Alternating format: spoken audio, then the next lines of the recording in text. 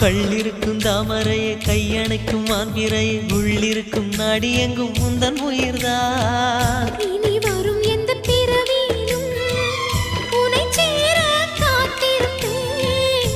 விழி மூடும் இமை போல விலகாமல் வாழ்ந்திருப்பேன்.